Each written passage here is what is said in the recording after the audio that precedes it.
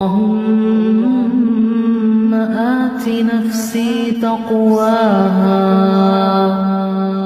وزكها أنت خير من زكاها أنت وليها ومولاها.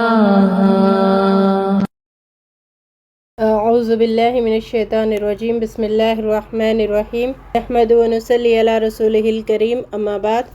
رب اشرح لی صدری ویسر لی امری واحلل عقدۃ من لسانی یفقہوا قولی. اللہم ربنا الہمنا رشدنا وعذنا من شرور انفسنا.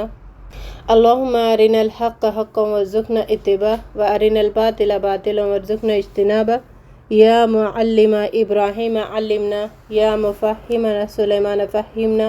ربنا زدنا علما ربنا زدنا علما ربنا زدنا علما.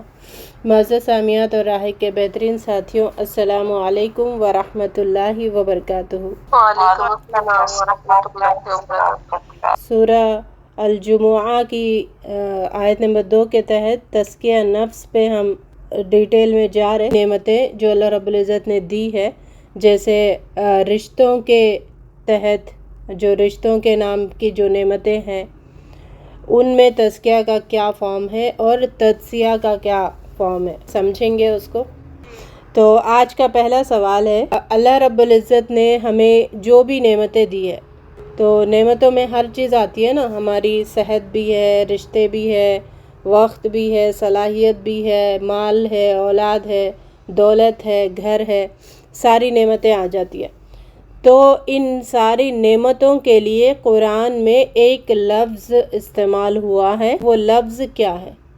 رزق میں بھی آتا ہے لیکن ایک آزمائش.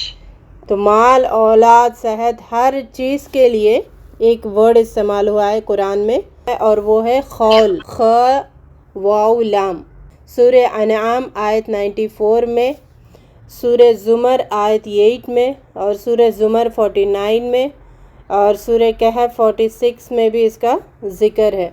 وَلَقَدْ جِئْتُمُونَا فُرَادَىٰ كَمَا خَلَقْنَاكُمْ أَوَّلَ مَرَّةٍ وَتَرَكْتُمْ مَا خَوَّلْنَاكُمْ. جو میں نے تمہیں نعمتیں دی ہے، وہ ساری نعمتیں تم چھوڑ کر آئے ہو. وَرَاءَ ظُهُورِهِمْ، اپنے پیچھے. یعنی انسان جب دنیا سے جاتا ہے، ساتھ میں کچھ لے کے نہیں جاتا نا، نہ رشتہ داروں کو لے کے جا سکتا، نہ مال کو لے کے جا سکتا، نہ گھر کو لے کے جا سکتا، نہ اولاد کو لے کے جا سکتا. ہر چیز اس کو پیچھے چھوڑ کے جانا ہے. تو اس آیت میں ما خولناکم وراء ظہورہم، جو بھی نعمتیں اللہ رب العزت نے تمہیں دی تھی دنیا کی زندگی گزارنے کے لیے، وہ ساری نعمتوں کو، خول کو تم نے پیچھے چھوڑ کے آ گئے. کیا سورہ زمر میں ہے. اور یہ ساری خول جو ہے وہ تمہارے لیے آزمائش ہے. انسان میں روح بھی ہے، جسم بھی ہے، فطرت بھی ہے، اور نفس بھی ہے. تو سوال یہ ہے کہ ان سب میں آزمائش کس کی ہے؟ روح کی ہے، جسم کی ہے، فطرت کی ہے، نفس کی ہے. آزمائش کس کی ہے؟ جسم کی ہے. ہاں، نفس کی آزمائش ہے. نفس کو تم کنٹرول میں رکھتے ہو کہ نہیں رکھتے ہو، لگام دے کر رکھتے ہو کہ نہیں رکھتے ہو، یہ آزمائش. تو روح کی کوئی آزمائش نہیں ہے، جسم کی کوئی آزمائش نہیں ہے، فطرت کی کوئی آزمائش نہیں ہے. اور نفس ہی ہے جو جسم کو بھی گناہ کی طرف لے جاتا ہے یا اچھائی کی طرف لے کے جاتا.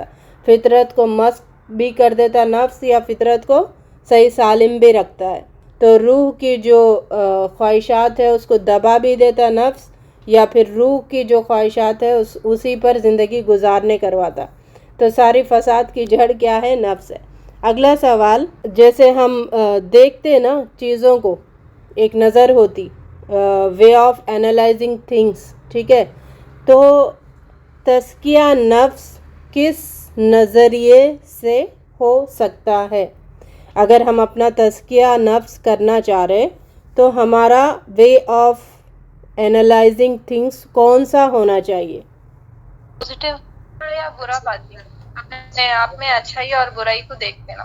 اچھائی اور برائی کو دیکھنا. تو پھر وہ دنیا نے بھی ایک فارمولا فٹ کیا ہوا ہے نا اچھائی اور برائی کو، اس میں بھی چل جاتا تزکیہ نفس. حدیث اور سنت کو یہ مد نظر رکھ کے قرآن کی سے تو ایمان کے نقطۂ نظر سے اگر ہم دیکھیں گے تو ہم اپنا تزکیہ کر پائیں گے. ٹھیک ہے، تو ایمان کی نظر ہونا بہت ضروری ہے. اور اس کے اپوزٹ میں آتا ہے دنیاوی نقطۂ نظر.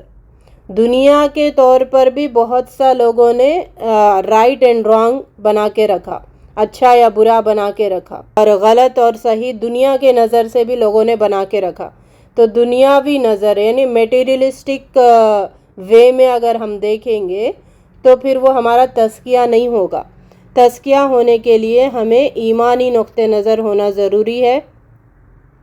اور جب ایمانی نقطۂ نظر سے ہم دنیا کو دیکھیں گے تو دنیا میں کھو نہیں جائیں گے، دنیا میں اٹریکٹ نہیں ہوں گے، دنیا کو بس ٹچ کر کے رکھیں گے تاکہ دنیا ہماری چل سکے. اگلا سوال ہے، جن کا نظریہ یہ ایمانی ہوتا ہے تو وہ کن چیزوں کو ترجیح دیتا ہے؟ اللہ کی رضی اللہ کی رضا کو. یہ جس کا نظریہ ایمان کا نظریہ ہوتا ہے، ایمان کے نقطۂ نظر سے وہ چیزوں کو دیکھنے لگتا ہے، تو پھر اس کا ٹارگٹ کیا ہوتا ہے کہ اللہ کی رضا کو مد نظر رکھتا ہے. جیسے دنیا میں زندگی گزارنے والے، ان کا نظریہ کیا ہے؟ بس میٹیریلسٹک دنیا کی طرف ہے. تو ان کے لیے کامیابی کیا ہے؟ دنیا میں کامیاب ہونا، چاہے حلال سے ہو حرام سے ہو. دنیا فلفل ہونا، چاہے جائز طریقے سے ہو چاہے ناجائز طریقے سے ہو. بس دنیاوی فائدہ کے بارے میں سوچتے ہو. ہاں، دنیا کے فائدے کے بارے میں سوچتے، دنیا کے لوگوں کو راضی کرنے کا ان کا نظریہ ہوتا ہے. لیکن جن کی نظر ایمانی ہوتی ہے تو وہ اللہ کو راضی کرنے میں ان کا ٹارگٹ ہوتا ہے کہ ہر کام سے میرے اللہ راضی ہو، باقی ہو یا نہ ہو لیکن اللہ راضی ہو، یہ فرسٹ پریورٹی ان کی ہوتی ہے. اگلا سوال ہے، یہ بہت اہم سوال ہے. 3 ڈیفرنٹ طریقے سے آپ اس کو جواب دے سکتے ہیں. 3 فارمز ہے. ہمارا یہ جو خول ہے، جیسے میں نے ابھی کہا ہے، خول یعنی ساری دنیا کی نعمتیں. اوکے، ہمارا خول ہے اور ہمارا نفس ہے. ان دونوں کا آپس میں کنیکشن کی کیا کیا صورتیں ہو سکتی ہے؟ پتہ نہیں میرا سوال آپ کو سمجھ آیا کہ نہیں آیا. یعنی دنیا کی نعمتیں ہیں اور ہمارا نفس ہے، ان دونوں میں کلیشز کب کب ہوتے ہیں؟ وہ دونوں آپس میں مل جل کے کب رہتے ہیں؟ وہ دونوں میں اتفاق کب ہوتا ہے؟ سوال سمجھ آیا؟ ہاں میں سمجھ گیا. تقوی، جب آپ پہ تقوی ہوگا، تقوی ہوگا تو کیا ہوگا؟ وہ دونوں مطلب ہم اسی نظر سے دیکھیں گے، اللہ کے خوف کی نظر سے اچھی چیز کو، مطلب ہمارا نفس بھی جو ہوگا وہ اچھی وے پہ جائے گا. پھر اچھی وے پہ، یہ ایک فارم ہو گیا. اور دوسرا کلیشز کے کیا فارمز ہے؟ اپنی جو بھی نفس پہ جب قابو نہیں پائیں گے تو یہ دنیاوی نعمتوں کا اور ہرس پیدا ہو جائیں گے جب کلیش ہو جائیں گے. میں نے کہا ضرورت جب انسان کی لذت بن جاتی ہے تب بھی کلیشز پیدا ہو جاتے ہیں نا. اس میں نا 3 طریقے ہیں نا، 3 طریقوں 2 پوائنٹس میں کلیشز نہیں ہوں گے. ٹھیک ہے، یا تو آپ کا نفس بھی بگڑا ہوا ہے یا آپ کی نعمتیں بھی، یعنی یہ ساری نعمتیں، دنیا والے، آپ کی سوچ، یہ سب، اور آپ کا نفس، دونوں ایک جیسا سوچ رہے، مطلب دنیا کو پریورٹی دے رہے، تو وہاں پہ کوئی کلیشز نہیں ہوں گے. میں سمجھے ایک انسان ہے اور اس کے فیملی ممبرس ہے، تو اس انسان کو بھی دین سے کوئی تعلق نہیں اور فیملی ممبرس بھی دین سے دور ہے، تو کوئی کلیشز نہیں ہے. ٹھیک ہے، تو دوسرا فارم یہ ہے کہ آپ بھی دیندار ہے اور آپ کو جو خول اللہ تعالیٰ نے چپکا ہے دنیا کی زندگی میں وہ بھی دیندار ہے. یعنی آپ دیندار ہے، آپ کا گھر، نعمتیں ساری دیندار طریقے سے آپ دیکھ رہے، تو بھی کلیشز نہیں ہوں گے. کلیشز کہاں ہوں گے؟ جب آپ دیندار ہے، آپ کا نفس مطمئن ہے، نفس کو اللہ کے علاوہ کوئی چیزیں پسند نہیں آتی، لیکن جو خول آپ کے ساتھ چپکا ہوا ہے نا وہ دیندار نہیں ہے، وہ میٹیریلسٹک کی طرف اٹریکٹ ہے، تو پھر کلیشز ہوں گے. مطلب ایزی میں کیا ہے، آپ دیندار بن گئے ٹھیک ہے، آپ کو دین پسند آنے لگا، آپ کو اللہ کو راضی کرنا آپ کی فرسٹ پریورٹی بن گئی، پھر آپ کے گھر والے سپورٹ نہیں کر رہے، آپ کے سوسائٹی سپورٹ نہیں کر رہی آپ کو، اس وقت پھر کلیشز ہوں گے نا. تو وہاں پہ وہ ہے اصل جہاد، جہاں پہ کلیشز ہو رہے وہاں پہ جہاد کر کے آپ سٹک ہوں گے اللہ کے راستے میں، تو پھر یہ تزکیہ کا بہترین فارم ہے. سمجھ آ رہی؟ جہاں پہ کوئی کچھ نہیں ہے تو چل رہا، کچھ مسئلہ ہی نہیں ہے، سب اچھے ہیں تو بھی مسئلہ نہیں ہو رہا. اچھا برا میں جب کلیشز ہوں گے، جب وہاں پہ آپ جیت کے نکلیں گے، اللہ کو راضی کرنے میں آگے بڑھ جائیں گے، آپ اپنی جو کیا ہے پریورٹی کو کسی بھی چیز کی وجہ سے پیچھے نہیں ہٹائیں گے، پریورٹی آپ کی پریورٹی ہی رہے گی، تب وہ اصل تزکیہ ہے، وہ اصل جہاد ہے. اگلا سوال، اب جہاد کی بات ہو گئی، تو جہاد کسے کہتے ہیں؟ کوشش جدوجہد سے نکلا ہے، کوشش کرنا. اللہ کی راہ میں جان اور مال کو قربان کرتے ہیں. یہ قتال ہے، قتال الگ ہے، جہاد الگ ہے. جہاد ہے اللہ کی راہ میں کوشش کرنا، اپوزٹ سچویشن سے. نفس کو قابو کرنا بھی جہاد ہے. جہاد یہی ہے، جیسے آپ لوگوں نے کہا کہ نفس کو قابو کرنا، نفس امارہ کا جو کنڈیشن ہمارا ہوتا ہے اس سے جہاد کر کے اپنے نفس کو نفس مطمئنہ بنائے رکھنے کی جد و جہد، اسٹرگل، اس کو جہاد کہتے ہیں. اور قتال الگ ہے، قتال یعنی جو تلوار لے کے میدان میں اترتا ہے نا، اس کو قتال کہتے ہیں. جہاد میں قتال اور جہاد دو بھی آتا ہے، اور جہاد میں یہ جو جد و جہد ہے، اسٹرگل ہے، وہ آتا ہے. تو یعنی یہ جو میٹیریلسٹک دنیا ہے جو ہمیں اٹریکٹ کر رہی، جو ہمیں کھینچ رہی، اس کی طرف اپنے آپ کو نہیں پیش کرنا، اس کے طرف اٹریکٹ نہیں ہونا، کو کہنا کہ بھائی تمہاری اتنی حد ہے، اتنے ہی میں رکھوں گی، اس میں ڈوب نہیں جانا، اس کے جادو میں پھنس نہیں جانا، یہ پھنسنے سے اپنے آپ کو آئے دن روکتے رہنا، یہ جہاد ہے. اور یہ 24/7 365 ہمیں کرتے ہی رہنا پڑتا ہے جب تک ہماری زندگی ہے. اگلا سوال ہے، نبی صلی اللہ علیہ وسلم نے ایک highest level and lowest level of ایمان کو ایکسپلین کرتے ہوئے ایک حدیث بتائی ہے کہ اگر یہ 3 کام کرو، برائی دیکھو، یہ کلو ہے آپ کا.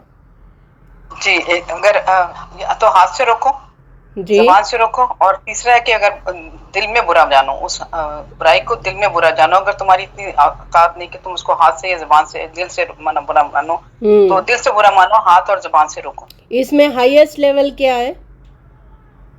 ہاتھ سے روکنا، ہاتھ سے روکنا، زبان سے بھی روکنا، ہاتھ سے روکنا، زبان سے روکنا، یہ ہائیسٹ لیول آف ایمان ہے. یعنی برائی دیکھے تو یہ جو اللہ والا ہوتا ہے نا، اس کو بڑی بے چینی ہوتی، وہ مچل جاتا ہے، اس کو مطلب کچھ نہ کچھ کر کے وہ برائی کو روکنے کی تمنا ہوتی، یہ اللہ والوں کی نشانی ہے. ہاں، آپ یہ برائی ہاتھ سے بھی نہیں روک رہے، زبان سے بھی نہیں روک رہے، کوئی اتنا دور کچھ ہو رہا ہے برائی، وہاں تک آپ نہیں پہنچ پا رہے، نہ آپ کا ہاتھ سے کچھ ہو سک رہا، زبان سے کچھ ہو سک رہا، تو ایٹ لیسٹ دل میں تو برا جانو. تو پھر یہ چیز کیا اپنے قریب جو رشتہ دار ہے جہاں پہ ہم ہاتھ سے روک سکتے، وہاں پر بھی ہاتھ سے ہم نہیں روک رہے، تو اس پہ امپلیمنٹ ہے یہ چیز. خاندان میں جہاں پہ آپ ہاتھ سے روک سکتے، وہاں پہ ہاتھ سے روکے بغیر صرف دل میں برائی جاننا، کیا یہ جائز ہے؟ یہ کہا جا رہا ہے اس میں؟ یہ تو گونگے شیطان، یہ تو برائی سے برائی ہے، خاندان میں ہو یا خاندان سے باہر ہو، یا باہر کہیں بھی دیکھیں، برائی تو برائی ہے، گناہ تو گناہ ہی ہے، اس کو روکنا تو ہمارا فرض ہے، روکنا ضروری ہے. تو یہاں پہ بتانا میں یہ چاہ رہی کہ بہت سارے لوگ کیا کرتے، آپ زبان سے روک سکتے، ہاتھ سے روک سکتے، تو آپ کیا کرتے ہیں؟ نہیں، جانے دو، ٹھیک ہے، دل میں تو برا جان لیے نا، خلاص. حالانکہ آپ کی استطاعت تھی ہاتھ سے روکنے کی، زبان سے روکنے کی، آپ اپنا ہاتھ بھی استعمال نہیں کر رہے، زبان بھی استعمال نہیں کر رہے، صرف دل میں برا جان کے گونگے شیطان بن کے خاموش بیٹھ رہے، تو یہ جائز نہیں ہے. آپ جہاں پہ ہاتھ اپنا استعمال کر سکتے کرو، یہ ہے، یہ حدیث کا مطلب یہ ہے. زبان استعمال کر سکتے کرو، کھولو زبان، بولو منہ سے، ٹھیک ہے، گونگے بنے مت رہو. مجھے کیا کرنا ہے، میرا کیا ہے، چھوڑو، جو اس کو بھی پتہ رہنے کے باوجود بھی قرآن کے بارے میں کہا، اللہ تعالیٰ نے کیا کہا قرآن میں بار بار؟ تزکیہ، یاد دہانی. تو انسان 24/7 365 गुमराही की तरफ अट्रैक्ट होते रहता, तो उसको याद दहानी करवाते रहना पड़ता, अपने आप को भी हमें करवाना पड़ता है और लोगों को भी याद दहानी करना पड़ता है कि आ जाओ ये गलत है, ये सही, ये गलत है, ये सही है, लेकिन इसमें हिकमत अपनाना बहुत ज़रूरी है। अगला सवाल है, इनफरादी सतह पर अल्लाह की बंदी बने रहने के लिए 3 चीज़ों से लड़ना पड़ता है, वो 3 चीज़ें कौन सी है? सबसे पहले अपना नफ्स, कोई बाहर से यानी खानदान, खानदान, मुआशरा, माशरा, खानदान एक में क्या, एक कैटेगरी में आ गया। तीसरी चीज़, इतने बड़े दुश्मन को भूल गए आप लोग। शैतान। नफ्स में शैतान आ गया ना। मैं नफ्स में तो शैतान किस में? नफ्स में शैतान आया? हाँ नहीं, नफ्स अलग है, शैतान अलग है। शैतान नफ्स को काबू में करता है, लेकिन नफ्स भी हमें बुराई की तरफ उकसाता है। हमारी खुद की कैफियत है, हमारा कंट्रोल है हमारे ऊपर, और शैतान अलग चीज है। हाँ, उस पे सोने पे सुहागा, ये शैतान रोल प्ले करता है। ये सही बात बताई है आपने। तो नफ्स है, खानदान, माशरा, फैमिली, ये सब को एक कैटेगरी में रखे, वो है जिनसे लड़ना पड़ता है हमें अल्लाह की बंदी बने रहने के लिए। और तीसरा शैतान। तो और ये लड़ाई कब कब करना पड़ता है, कोई टाइम मुकर्रर है? नहीं, जब जरूरत पड़ी, जब लड़ना पड़ता है। अच्छा, जब अल्लाह के खिलाफ कोई बात पैदा हुई तो वहाँ पर फिर खड़े होना है। हाँ, नफ्स और शैतान से तो 24/7 365 लड़ते ही रहना पड़ता है, लेकिन अब खानदान और माशरा, सोसाइटी है, तो जहाँ जहाँ मौका आ गया तो वहाँ पर फिर हाथ और ज़बान और उसका इस्तेमाल करते रहना पड़ता है। एक और सवाल है, इन तीनों से लड़ते वक्त, जैसे हम जंग में लड़ते हैं तो तलवार की ज़रूरत होती है, जंगी लिबास की ज़रूरत होती है, बम की ज़रूरत होती है। तो अब जब ये तीनों से लड़ रहे तो उस वक्त हमें किन हथियारों की ज़रूरत पड़ती है? दलील की, उसमें दलील पेश करेंगे तभी तो उसको बताएंगे ना मैम कि ऐसे ऐसे अल्लाह रसूल ने बताया है। दलील का हथियार होना ज़रूरी है जी। और सबर की ज़रूरत होती है, और हिकमत की भी जरूरत होती है, ईमान और इस्तिकामत की जरूरत है, और फिजिकली स्ट्रांग होना चाहिए। सबसे पहले हम वो कर रहे हैं, तब सामने वाला उससे ज्यादा इम्प्रेस होगा, हमारी बात समझेगा। चलिए, ये तो हो गया, हम जब लड़ रहे, अल्लाह वाले जब लड़ रहे तो हमें ये हथियार उठाना है। हिकमत के हथियार से लड़ना पड़ेगा, सब्र के हथियार से लड़ना पड़ेगा, फिज़िकली और मेंटली स्ट्रांग होकर स्ट्रांगनेस के साथ लोगों से लड़ना पड़ेगा। अब मुझे बताइए कि चलो हाँ, ये तो हमारे हथियार है, लेकिन सामने वाले के कौन से हथियार है जो हम पे वार करते हैं? गाली गलौज है, ज़बान, सबसे पहले ज़बान, दलील को इनकार करना जी, और नाजिया झूठ है, फरेब है, धोखा है। नहीं, आपको रिश्तों के हवाला देना कि हम बड़े हैं, हम ज्यादा जानते हैं। हाँ, रिश्तों के हवाले से भी तलवार चलाते हैं आगे से जी। अरे कुछ नहीं होता, एक बार से कुछ नहीं होता, ऐसे बातें भी कुछ नहीं होता। हाँ, कुछ नहीं होता। अच्छा, पर्दे के मामले में बहुत सारे लोग ये बोलते हैं कि कुछ नहीं होता, बड़े हैं, कुछ नहीं होता, अंकल है, कुछ नहीं होता, बेड़ा गर्क करके रख दिया ना, कुछ नहीं होता डायलॉग। फतवा मत दो। और सबसे बड़ी चीज है ना, लोग रिश्तों को कैश कराने लगते हैं कि हम बड़े हैं, हमसे ज्यादा जान रहे हो, और रिश्ता निभाने के लिए सब जगह झुकना पड़ता है। तो जवाब यही है कि अल्लाह के सिवा अल्लाह किसी को ना किसी के सामने झुकाए जी, आमीन। तो ये भी बोलते हैं ना बाजी, बोलना आसान है लेकिन उस पे अमल करना बहुत मुश्किल है। किताबी बातें हैं, बस बोलने के हद तक रखो, इस पे अमल नहीं होगा रहता, लेकिन इसको अमल करना मुश्किल रहता जी। चलते ये सब बात बोल के बोलते हैं। चले ठीक है। ये नहीं, पूरा केस ही उलट देते हैं ना कि अल्लाह ने बदअखलाकी नहीं सिखाई है, पर्दा तो बदअखलाकी है। सरेआम किसी का बाइकाट है कि आप आए तो हम अबाया पहन लिया, हम आपको बाइकाट कर रहे हैं। हाँ, चले ठीक है। तो ये सारे छोटे है बोल के भी खामोश बिठा देते ना बाजी, छोटे है बोल के खामोश बिठा देते। तो हमारा सवाल क्या था, माशाल्लाह बहुत सारे आंसर्स इसमें आ गए।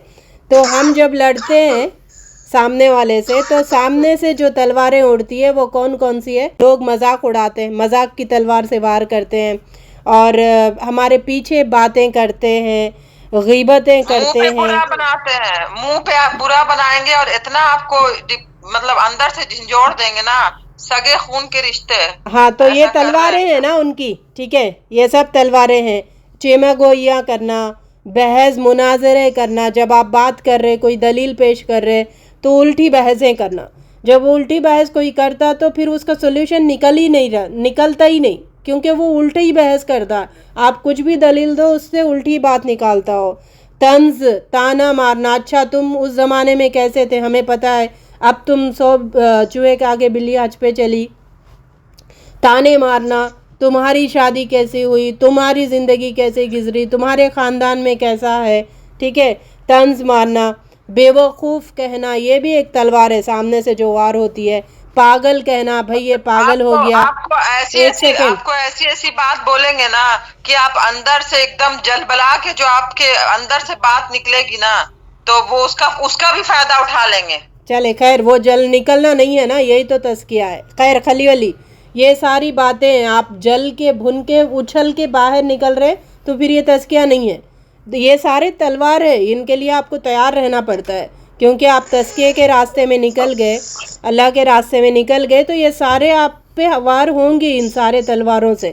تو اس کے لیے ریڈی رہ کر ہی آگے بڑھو. یہ چیز کی مثال ویسی ہوتی ہے نا، جب آپ صلی اللہ علیہ وسلم نے نبوت کا اعلان کیا تو ان کو جس طرح لوگ کہنے لگے تھے مجنون ہے، یہ اس طرح سے ہو گیا نا. یہ تو نبی صلی اللہ علیہ وسلم کو جتنا ستایا گیا، کیا ہمیں اتنا ستایا گیا؟ ان کو تو باتوں کے تلوار بھی چلائے، رشتے بھی ٹوٹے، خاندان بھی ٹوٹا، قبیلے ٹوٹے ان کو ان کے گھر سے نکال دیا. جتنی نبی صلی اللہ علیہ وسلم نے تکلیفیں ان ہتھیار اس میں وار سہے ہیں، کیا ہم نے سہا ہے؟ پھر بھی نبی صلی اللہ علیہ وسلم نے چوں چاں نہیں کہا، ٹھیک ہے، ان کے لیے دعائیں کرتے تھے، ان کے لیے خیر خواہی ہوتے تھے. تو اتنا بھڑکنے کی ضرورت نہیں ہے، اتنا دل کو چھوٹے کرنے کی ضرورت نہیں ہے. یہ ساری تلواریں ہیں جو اس راستے پہ ہم پر پڑنے والی ہے، تو اس کے لیے ہمیں تیار رہنا بہت ضروری ہے. اچھا، یہ بھی لوگ اس تلوار سے بھی وار کرتے کہ بھئی قرآن پڑھ کر یہ گمراہ ہو گیا، قرآن پڑھ کے گمراہ ہو گئی دین کے راستے پہ. یعنی دیکھیں، لوگ نا میٹیریلسٹک دنیا کے ہیں نا، دنیا دار ہے، ان کو فوراً سے کوئی دیندار مل گیا، دین پہ عمل کرنے والا مل گیا تو ہضم نہیں ہوتی بات. تو اس لیے کیا کہتے ہیں، قرآن پڑھ کر گمراہ ہو گیا، بیکورڈ لوگ ہیں، یہ کیا ہے، اب دنیا آگے بہت چل رہی ہے، تمہیں اتنا دین پہ عمل کریں گے تو مشکل ہے، ایسا نہیں کرنا، ویسا نہیں کرنا. یہ سب ان کی میٹیریلسٹک تھنکنگ کی تلواریں ہیں. ٹھیک ہے، بات سمجھ آئی؟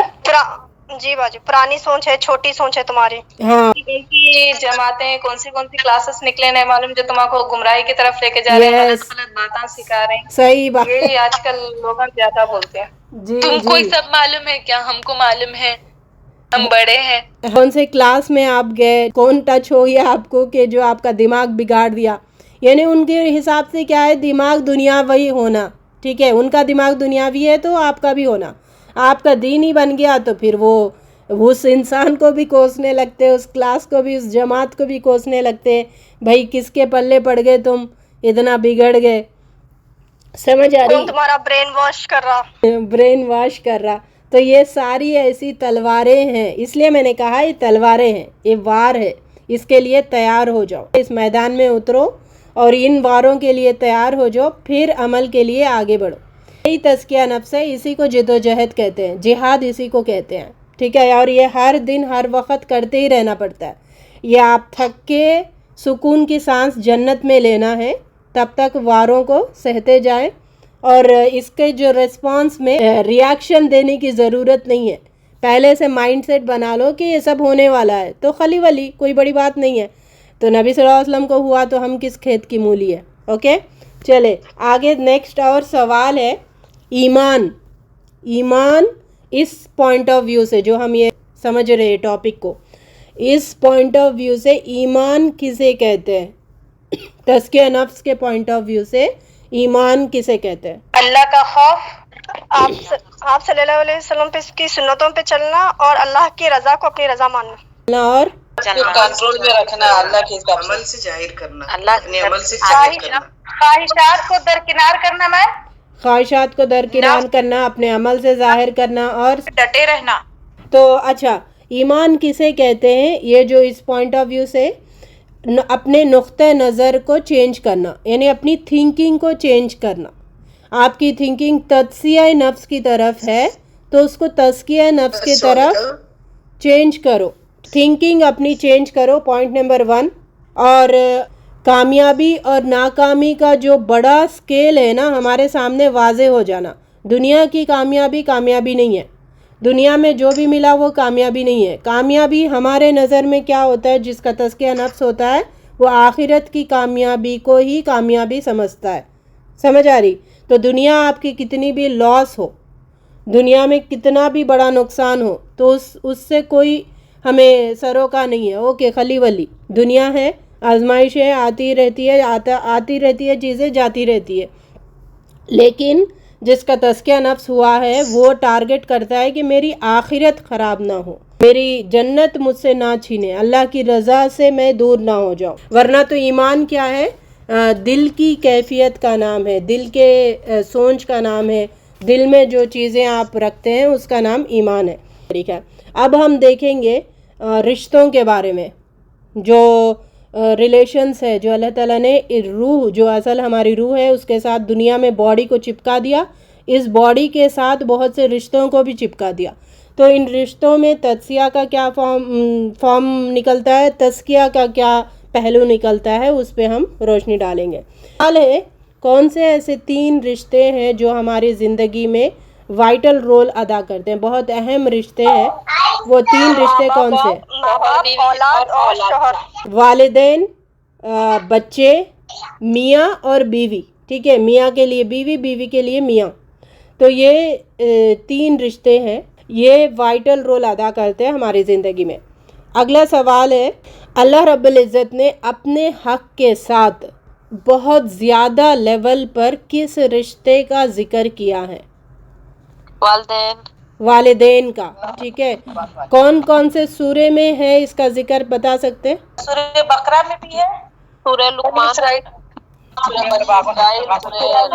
सूरह नूर में भी है मैम, और सूरह अल अहज़ाब में भी है कि नसब नहीं चेंज करना है। नहीं भाई, वालिदैन के हुकूक के बारे में तकरीबन 5 से 6 दफ़ा कुरान में आया है। सूरह बकरा आयत 83 में, ला तअबुदूना इल्लल्लाह व बिल वालिदैनि इहसाना। सूरह निसा आयत 36 में, वअबुदुल्लाह व ला तुशरिकू बिही शैआ व बिल वालिदैनि इहसाना। वालिदैन के साथ एहसान करो, वालिदैन के साथ एहसान करो। सूरह अनआम आयत 151 में, अला तुशरिकू बिही शैअन व बिल वालिदैनि इहसाना, वालिदैन के साथ एहसान करो।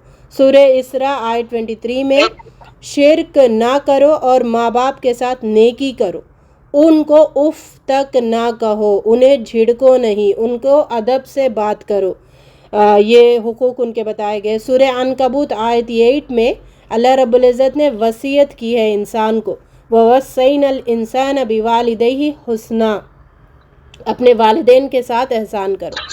सूरह लुकमान में भी है। तो अल्लाह ताला ने लुकमान हकीम की बातों में बीच में अल्लाह रब्बुल इज़्ज़त ने फिर लुकमान हकीम वो थोड़ा शर्मा गए कि अपने हुकूक बयान करने के लिए, तो अल्लाह ताला ने वो जुमला उनका काट के वहाँ पे अल्लाह ताला ने माँ बाप के हुकूक का, उनके साथ एहसान का ज़िक्र किया है और माँ का दर्जा ज़्यादा बताया है। समझ आ रही? तो सबसे ज़्यादा अल्लाह ताला ने अपने बाद किन के हुकूक अदा करने का हुक्म दिया? बहुत सी दफ़ा कुरान में वालिदैन का। अब यहाँ पे सवाल फिर से मैं दोहराऊंगी, वो जो पहले एपिसोड में हमने समझा था, ये जो जज्बात है हमारे अंदर, मोहब्बत है, नफ़रत है, ये सारे जज्बात क्या ये कॉन्शियस है कि अनकॉन्शियस है? ये जज्बात में शऊर है कि वो ये जज्बात बेशऊरी जज्बात है? ये बेशऊरी है बोले थे आप आज। बेशऊर, इसमें इनमें कोई शऊर नहीं है। मोहब्बत जो हमारे अंदर है, वो मोहब्बत को नहीं मालूम मुझे कितना करना है, उसको ड्राइव कौन करते? हम करते, हम लेके जाते मोहब्बत, इस पे लुटा दो, इस पे मत लुटाओ। नफ़रत है, हम ड्राइव करते, नफ़रत को लेके जाते ड्राइव करके। नफ़रत से क्या कहते? इससे ज़्यादा नफ़रत करो, इससे मत करो, وہ ہمارا کتنا قریب ہے انہیں غلط بھی کر رہا, ہمارا دل بھی دکھا رہا, تو نفرت کو ہم کہاں تک روکتے؟ نہیں یہ میرا قریبی ہے نا تو اس سے نہیں کرو. تو محبت, نفرت, یہ سب ان کے کوئی یہ شعوری نہیں ہے, ان کو ڈرائیو کرنے والے ہم ہوتے ہیں, ہمارا نفس ہوتا ہے. اگلا سوال ہے, رب العزت نے جو ہمیں پیدا کیا ہے نا, تو بہت سے جذبات کو دے کر پیدا کیا, ٹھیک ہے, محبت دے کے پیدا کیا, نفرت دے کے پیدا کیا, تو وہ کالمز اللہ رب العزت نے ہمارے اندر رکھا ہے, ٹھیک ہے. تو اب آپ بتائیے, سوال ہے کہ جو محبت کا کالم اللہ رب العزت نے ہمارے اندر رکھا ہے, اس کالم میں نام کس کا ہونا پہلے نمبر پہ؟ اللہ رب العزت, ٹھیک ہے. وہ کالم میں نام اللہ کا ہی ہونا, اس کے بعد نیچے لیول پہ ایک رشتے آتے, لیکن فرسٹ لیول پہ وہ کالم اللہ رب العزت نے خالی رکھ کے اس پہ پر کرنے کے لیے جو زندگی دی ہے وہ کس کا ہے؟ اللہ کے لیے. اب یہ جو محبت کا رشتہ ہے ماں باپ کا, ان میں ہم افراط اور تفریط یعنی ایکسٹریم لیول پہ چلے جانا یا پھر لوئسٹ لیول پہ کہاں ہم افراط اور تفریط کا شکار ہوتے ہیں, یہ کیا مثالیں ملتی ہے معاشرے میں. چلے ٹھیک ہے, افراط اور تفریط مطلب اللہ رب العزت نے جو محبت ماں باپ کے ضمن میں دی ہے نا, وہ بیلنس رکھنے کے لیے دی ہے. اس حد سے آگے بڑھ جانا یہ افراط ہے, وہ حد سے نیچے چلے جانا یعنی ماں باپ کو اللہ کے درجے پہ لے کے جا کے بٹھا دینا, اور پھر ماں باپ کو ان کی تعظیم ہی نہیں کرنا, ان کی عزت نہیں کرنا, ان کو ذلیل کرنا, ان کو غصہ کرنا, ان کو جھڑکنا, ان سے اف کر کے بات کرنا, یہ سب تفریط ہے, ٹھیک ہے. تو اللہ تعالیٰ نے کیا کہا, نہ تم اللہ کے لیول پہ جا کے بٹھاؤ ماں باپ کو, نہ ان کو ایک دم ذلیل کر کے ان کی ویلیو ہی ختم کر دو. سمجھ آ رہی؟ تو درمیانہ درجے پہ ان کو رکھنا ضرور ہے. اب بتائیے, یہ سوال ہے, اللہ رب العزت نے یہ جو کالم کا میں نے ابھی ذکر کیا تھا, اس کالم میں محبت اللہ تعالیٰ کی پہلے نمبر پہ ہونا چاہیے. لوگ افراط اور تفریط کا شکار ہوتے ہیں, ماں باپ کو اللہ کے لیول پہ لے کے جا کے بٹھا دیتے ہیں, تو یا پھر ماں باپ کو ذلیل کر دیتے ہیں. اس کی کیا باتیں قرآن میں بتائی ہے کہ اس کالم میں تم اللہ ہی کی محبت رکھو, ماں باپ کو میرے مقابلے میں لا کے مت بٹھاؤ. اس ریلیٹڈ کیا باتیں قرآن میں ذکر کی گئی ہے؟ کوئی بتا سکتا؟ سوال نہیں سمجھ آ رہا؟ نہیں پتا؟ ایک آیت یاد آئی کہ اللہ کے خلاف والدین ہیں تو ان کو سمجھائیے اور پھر اپنے اللہ کے راستے میں ڈٹے رہیے. جہاں پر والدین کا جو ہے ان کے ساتھ اچھا سلوک کرنے کا ہے, بس ایک جگہ اللہ تعالیٰ بولے اگر والدین اللہ کے خلاف اگر بولتے ہیں تو وہ چیز ماننا نہیں ہے, اور ہر جگہ پہ ان کی بات ماننا ہے, لیکن اللہ کے خلاف اگر کوئی بات ہو رہی ہے اللہ کی عبادت کے بارے میں, اللہ کی حقوق کے بارے میں, تب وہ بات ماننا نہیں ہے. شرک کرنے کی اگر بات بولتے ہیں تو تب ماننا نہیں ہے. ٹھیک ہے, ابھی سن لیجئے آیت نمبروں کے ساتھ.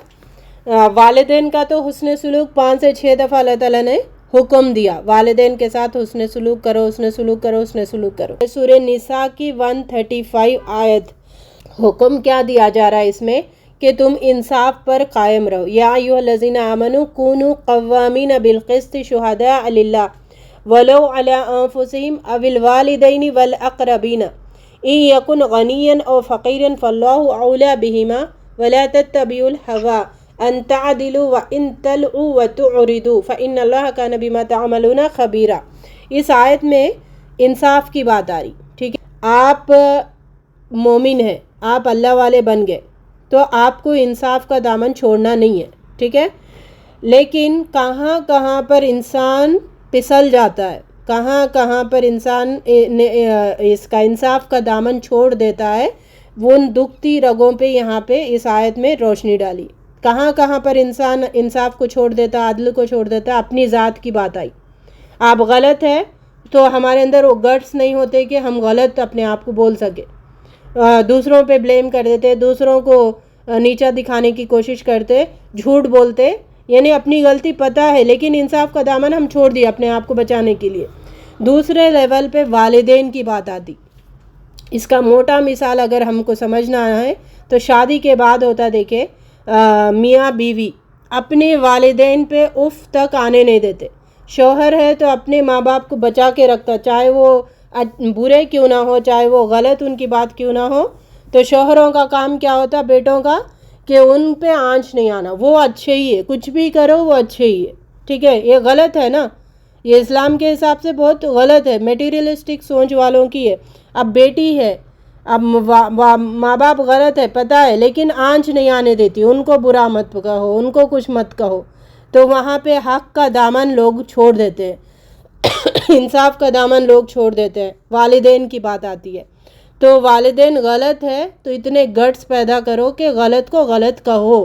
بیٹا ہے، ٹھیک ہے، شوہر ہے، ماں اور بیوی کی بات آتی ہے دونوں میں، تو آنکھ بند کر کے بولتا ہے کہ ماں صحیح ہے بیوی غلط ہے.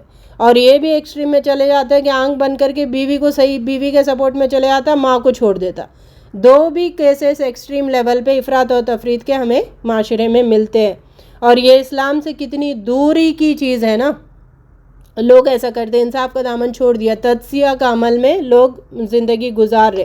اس کے بعد دکھتی رگ کون سی ہے؟ اقربین کا، ہمارے قریبی رشتہ دار ہے، وہاں پر بھی ہم گٹس نہیں لے کے آتے کہ ان کو غلط کہہ سکے. میرے رشتہ دار ہے، میرے قریب ہے، تو بہرحال وہ غلط ہے تو بھی صحیح ہے، ان کو صحیح کے کیٹیگری میں ہی رکھو، ان کے علاوہ جو غلط ہے غلط ہے. جو باہر والے غلط ہے تو ان کے لیے تو اچھل کے ہم بولتے ہیں یہ غلط ہے، یہ ویسا، یہ اس نے یہ کیا. لیکن جہاں پہ اپنی بات آئی، والدین کی بات آئی، اقربین کی بات آئی، اور لوگ امیر اور غریب وہاں پہ بھی خود انصاف کا دامن چھوڑتے تھے. غریب ہے چلو کوئی مسئلہ نہیں ہے، غلطی کرا تو کرا.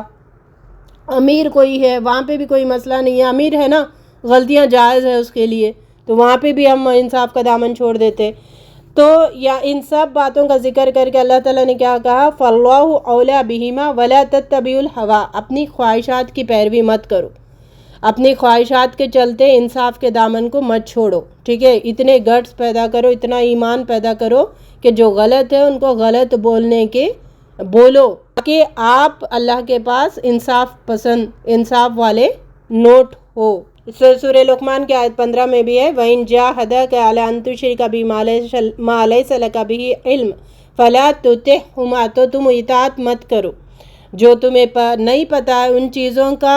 اگر ماں باپ تمہیں شرک کی طرف، اللہ کی نافرمانی کی طرف تمہیں راغب کر رہے، تمہیں لے کے جا رہے، تو ان کی بات ماننا نہیں ہے. احسان کرو لیکن غلط باتیں نہیں مان سکتے آپ کسی کی بھی.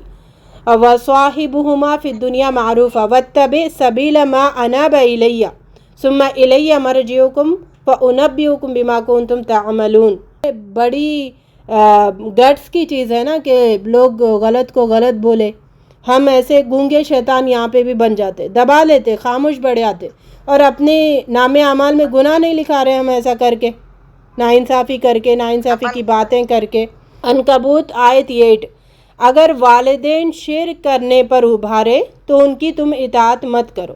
وَإِن جَاهَدَاكَ لِتُشْرِكَ بِي مَا لَيْسَ لَكَ بِهِ عِلْمٌ فَلَا تُطِعْهُمَا، یہ سورہ لقمان کی بھی آیت کے مشابہ ہے. منکر میں ماں باپ کی اطاعت نہیں کر سکتے، منکر یعنی غلط میں، اللہ کے خلاف میں، اللہ کی نافرمانی میں ان کی اطاعت نہیں کر سکتے. لیکن اطاعت نہ کرنے میں بھی ان کا دل، تم خاموش بیٹھو جی، نہیں ہوتا، آپ بات نہ کریں، ایسا نہیں ہے، ہم نہیں سنتے آپ کی بات، ایسی جھڑکی سے گندے انداز میں ان کو چپ نہیں کرانا.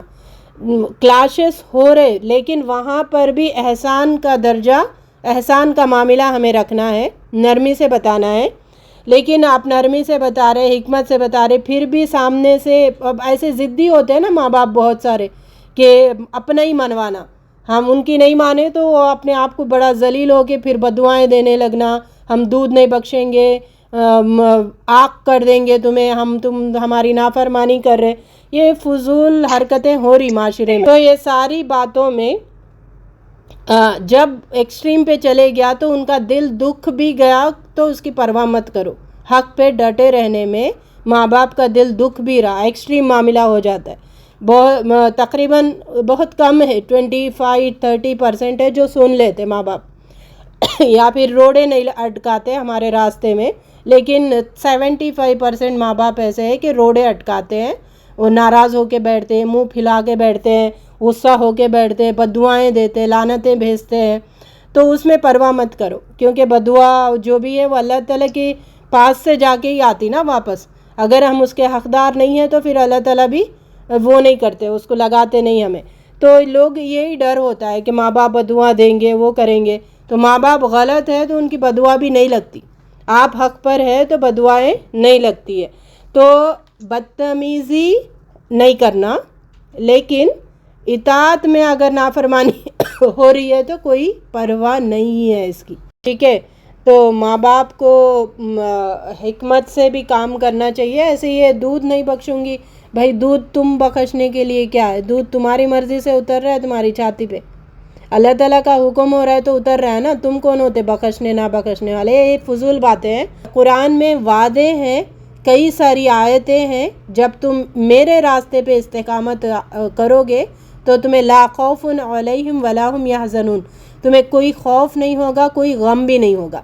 अब ये ना ये जैसे अभी बाकी को हो रहा है, एक इस रास्ते में जद्दोजहद में होने वाली चीज़ें, अब वो सास है दुनिया परस्त है, अब ये है दीनदार बन रहे, क्लैशेस हो रहे हैं ना, वही तो हमारा सवाल था पिछले। अब इस क्लैशेस में हिम्मत से काम करें, इतना इमोशनली होने की ज़रूरत नहीं है, इतना ये स्ट्रांग रहें, ठीक है।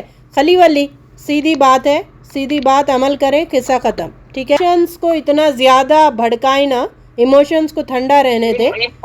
जी होता है आता है कोई अल्लाह का डर है, अल्लाह के लिए डर है और अल्लाह मेरे साथ है तो कुछ नहीं हो सकता, लेकिन आदमी किसी को बताता है या कहता है दुआ करने के लिए थोड़ा इमोशनल हो जाता है। हाँ ज़रूर, अभी आपकी बात में थोड़ी हिम्मत नज़र आ रही है, ठीक है, सही है, अच्छी बात है, आप जिक्र करें और हिम्मत लें, ऐसे लोगों से जिक्र करें जो आपको और अल्लाह के रास्ते की तरफ ही लेके जाए। असल में होता क्या है, ऐसे केसेस में शैतान भी ऐसे लोगों को लगाता है जो आपको छोड़ देना भाई, क्यों इतना फिर तू परेशान हो रही है, छोड़ दे, तू भी दुनियादार बन जा। तो फिर ऐसे लोग हाथ लग गए तो मुश्किल है।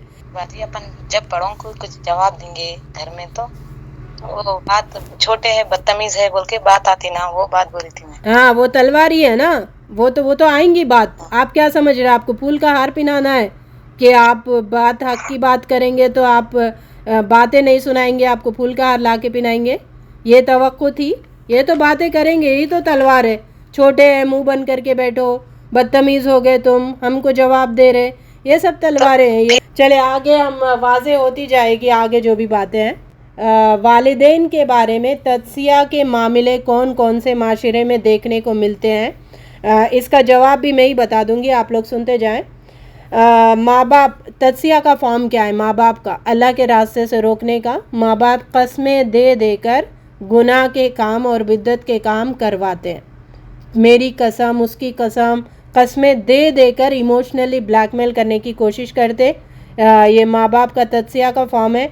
माँ बाप और दूध नहीं बख्शेंगे, ये माएँ कहती है। गलत वसीयतें करवा के जाते हैं, ठीक है, मेरी वसीयत है इसको पूरी करो। अब फिर बच्चे पीछे मजबूर हो जाते हैं करना, हालांकि है नहीं, वसीयत गलत है तो वो वसीयतों को फाड़ के फेंकने का हुक्म है। असल तो वालिदैन ये सारी चीज़ों के लिए नहीं दिए, एहसान करो वहाँ तक है, उनकी खिदमत करो, लेकिन इन सारे बातों में उनकी बात मानना नहीं है। और अच्छा एक कड़वी बात, जैसे अभी आप में से किसी ने कहा भी है कि अल्लाह की दलील वहाँ पे पेश करते, अल्लाह की नाफरमानी में, अल्लाह की नाफरमानी हो रही वहाँ पे, लेकिन अल्लाह ही की दलील पेश करके कहते हैं कि वालिदैन की बात सुनना, अल्लाह ने कहा।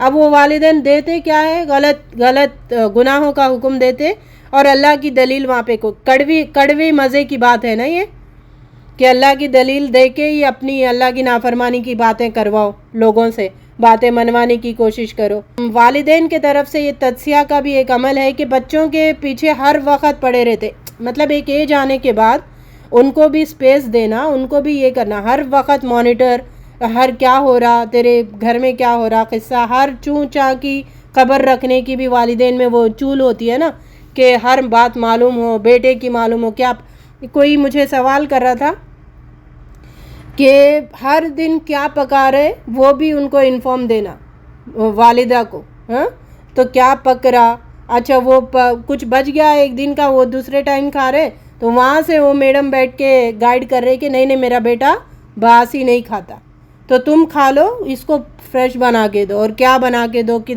اتنا سر درد بنا کے رکھا ہوا ہے والدین نے. اور یہ ساری فسادیں یہ سب چیزوں سے ہوتی ہے. بہت سارے بچے کیا کرتے ہیں، تجزیہ کا والدین ہے نا، جانے دو، چھوڑ دو، کر لو کام، اب ان کی خواہش ہے نا، انہوں بڑے ہیں نا، نہیں ہے، اللہ کی نافرمانی میں انہوں بڑے رہنے دو، انہوں چھوٹے رہنے دو، ان کی بات ماننا نہیں ہے. ٹھیک ہے، تو اب ماں کی خواہش ہے، باپ کی خواہش ہے، یہ خواہشات ہی تو بیڑا غرق کرتی ہے، وہ بات ہمیں سمجھ آنا ضروری ہے. تو حق کو چھوڑ کر والدین کی محبت کو ترجیح دینے میں ہم کیا کرتے ہیں، اللہ کے احکام کے بھی پیچھے ہٹ جاتے ہیں، پیچھے کر دیتے ہیں. اچھا والدین کے ساتھ بچے کیا کرتے ہیں، ان پہ چیخنا. کیوں؟ دیندار گھرانہ نہیں ہے نا، تو یہ ساری فسادات ہو رہی. بچے بھی چیخ رہے ماں باپ پہ، جھڑکی دے رہے، گالی دے رہے، مار رہے بھی، ایسے بھی کیسز نظر آ رہے. اور اچھا ماں باپ کی خدمت بھی بچے کیا کرتے ہیں، پیسوں کی خاطر. بعض بہویں یا بعض بچیاں جو اپنی ماں باپ بوڑھے ہو گئے ان کی خدمت کرے، کیوں؟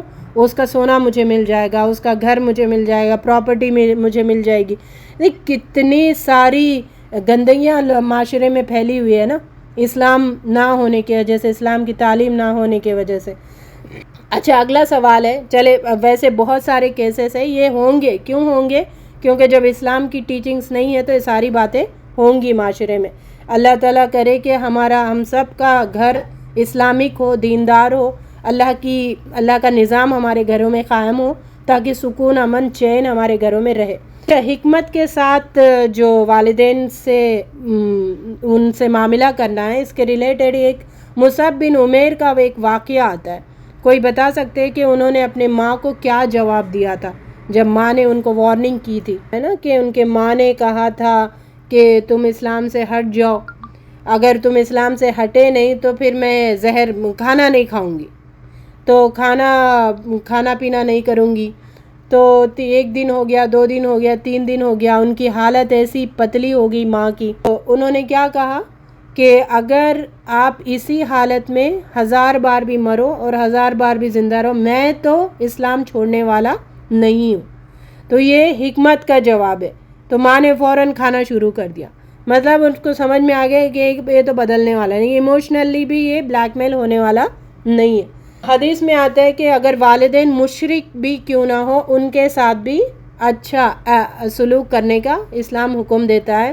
احسان کا جذبہ ان کے ساتھ بھی رکھنا ہے، اچھا سلوک کرنا ہے، حسن سلوک کا تعلق ان کے ساتھ ہونا چاہیے. چلے آگے اگلا سوال ہے، اگلا مین سوال ہے، والدین کا مقصد کیا ہے؟ قرآن اور حدیث میں اللہ رب العزت نے آخر والدین دیے کیوں، مقصد کیوں؟ ویسے ہر ٹاپک میں ہم کیا کر رہے ہیں، مقصد بھی دیکھ رہے، پھر مقصد کے ڈیویشن کے فارمز بھی دیکھ رہے جو تجزیہ کے فارمز ہیں، اور مقصد کو فلفل کرنے کے جو تزکیہ کے فارمز ہیں وہ بھی دیکھ رہے.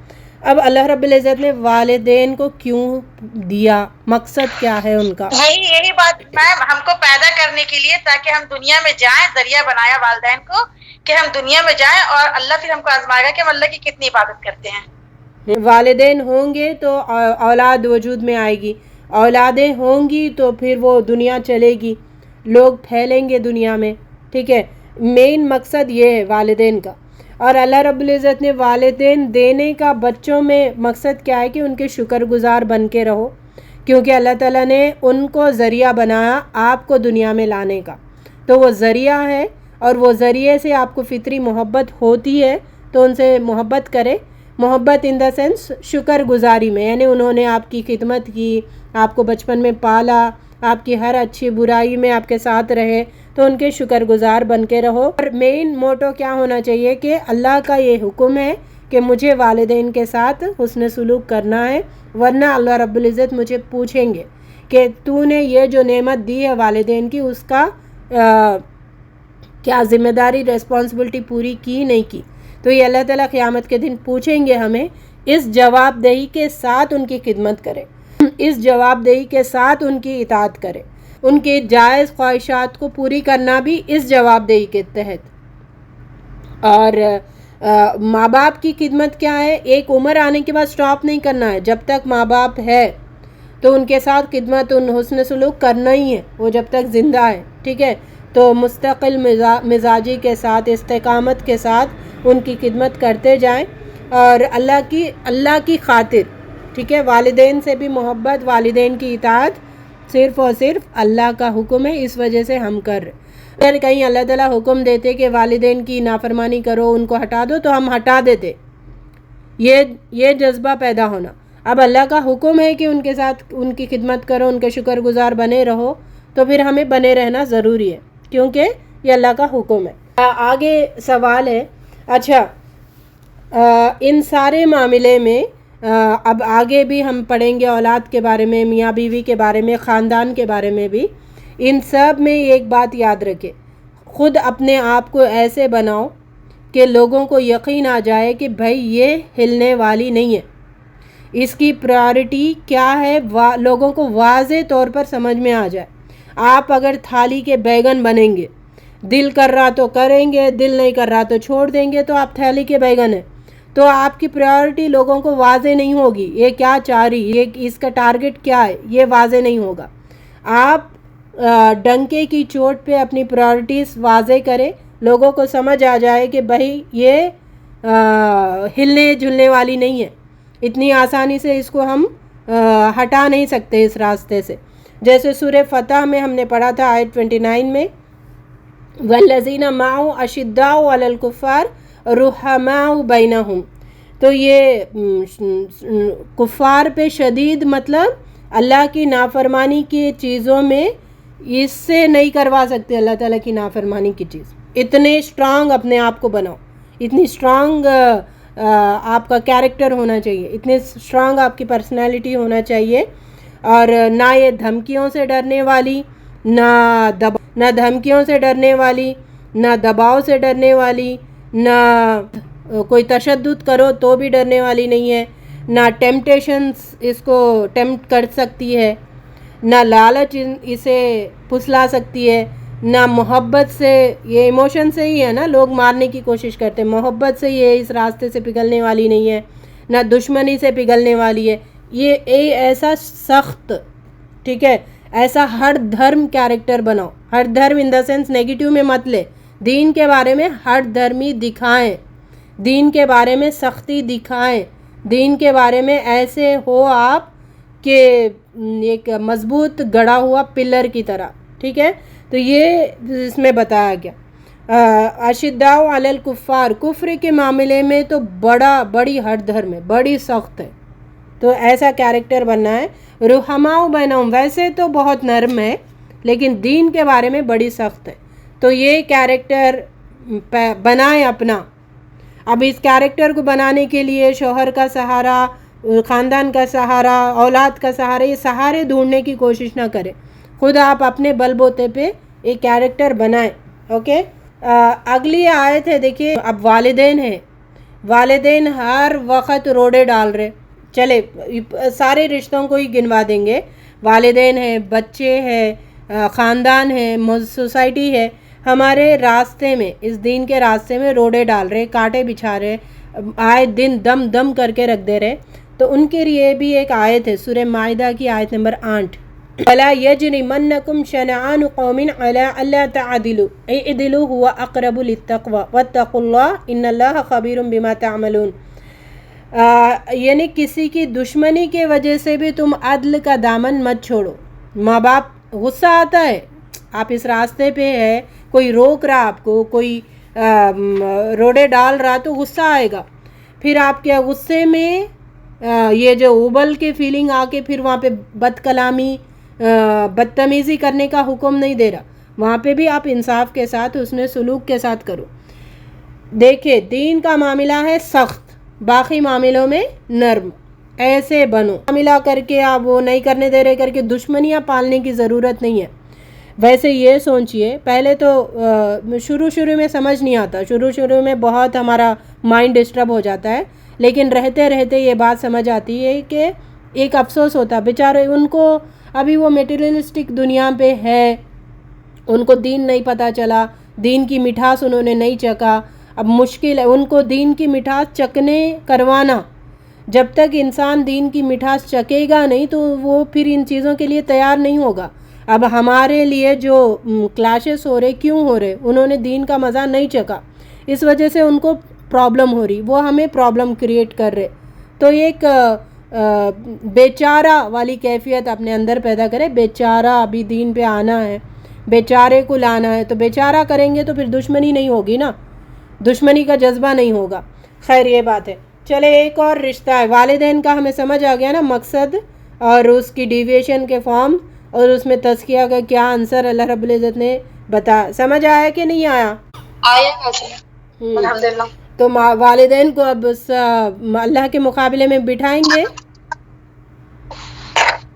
والدین کی حد سمجھ آ گئی آپ لوگوں کو کہ نہیں آئی؟ جی سمجھ میں آ گئی. حد, بیلنس, جو حد اللہ تعالیٰ نے فکس کیے والدین ہے لیکن ان کی حد ہے, ان کو ان کے حد میں رکھو. ٹھیک ہے, تو یہ بات ہمیں سمجھ آنا بہت ضروری ہے. حد نہیں پتہ ہوتا تو پھر ہم وہ کرتے افراط و تفریط کا معاملہ کرتے ہیں.